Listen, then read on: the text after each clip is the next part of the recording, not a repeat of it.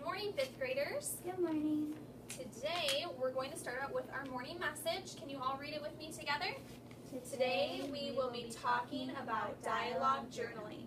Can someone tell me what they think a dialogue journal is? All right, let's stop. Can someone tell me what they think a dialogue journal is? Yes. Dialogue journals are pieces of writing where students write back and forth to the teacher. Awesome. All right, let's continue reading. After we continue our reading of the first chapter of Hatchet, we will find out how we will use our knowledge of dialogue journaling to respond to the reading. Can someone tell me where we left off yesterday in Hatchet? Yes. Brian was on a plane going to see his dad. All right, so we didn't get far into it, but Brian is on his way to see his dad. He's just with the pilot, all by himself, and all of a sudden he starts smelling this really funny smell in the plane, and the pilot is acting really funny. So let's continue reading. Don't know, kid. The pilot's words were a hiss, barely audible. Bad aches here, bad aches.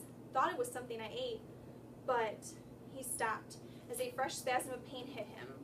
Even Brian could see how bad it was. The pain drove the pilot back into the seat, back and down.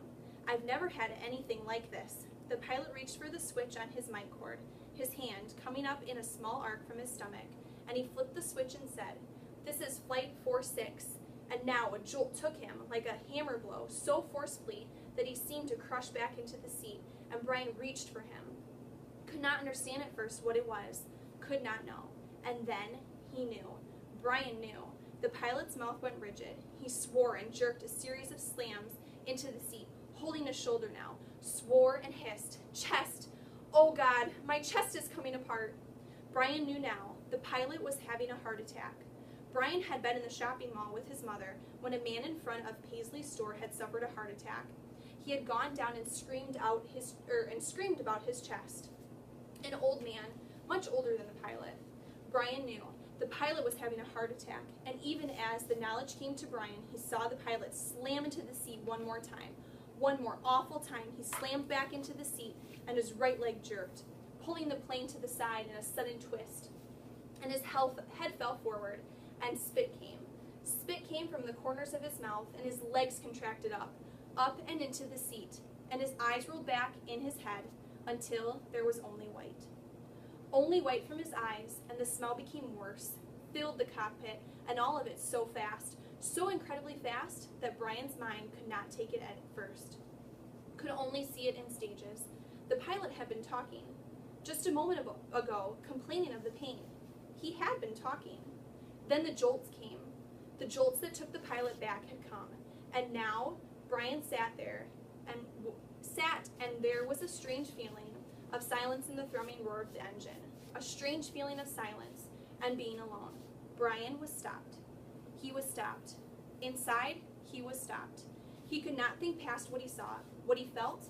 All was stopped. The very core of him, the very center of Brian Robeson, was stopped and stricken with a white flash of horror, a terror so intense that his breathing, his thinking, and nearly his heart had stopped. Seconds passed.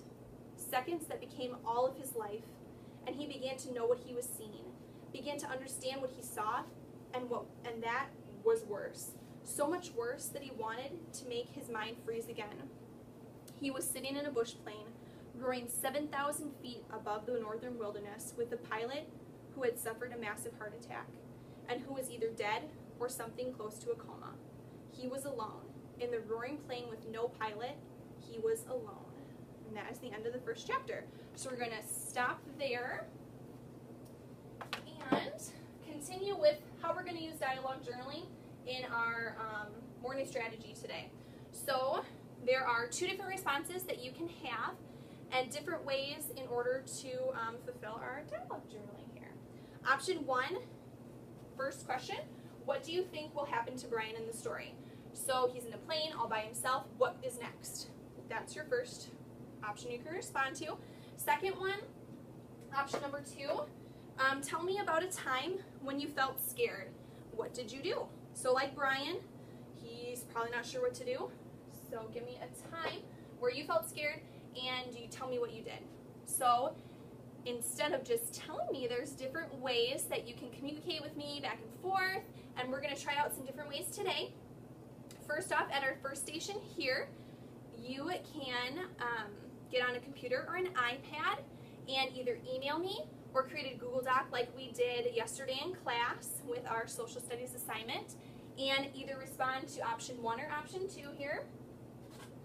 Option 1 or option 2, and you can send those to me. Station 2 over here, you have the option to just record your voice with either option, your response to 1 or 2. And make sure though that either before or after you respond on the recording device that you state your name and the date.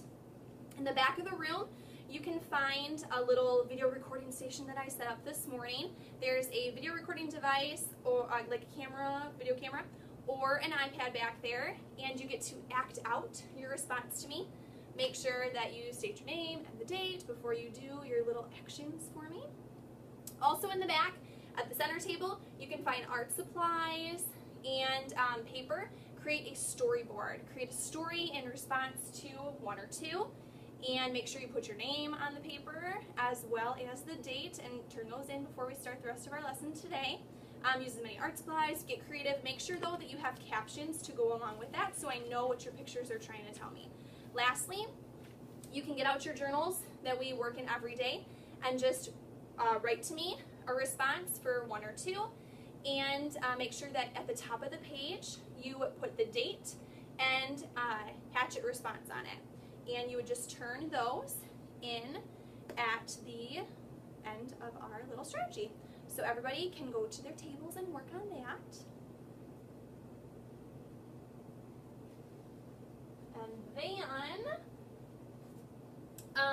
this strategy is very important for students to be able to freely express themselves and not feel like they have to share their ideas with other students in the class, because sometimes that can be really scary or uncomfortable for students. So this way you can get to know your students better and their different beliefs on different topics that you're talking about in class, as well as working on their writing in a more creative way instead of just using certain grammar and everything. This way they can freely write about their ideas and communicate back and forth with you, and that's it.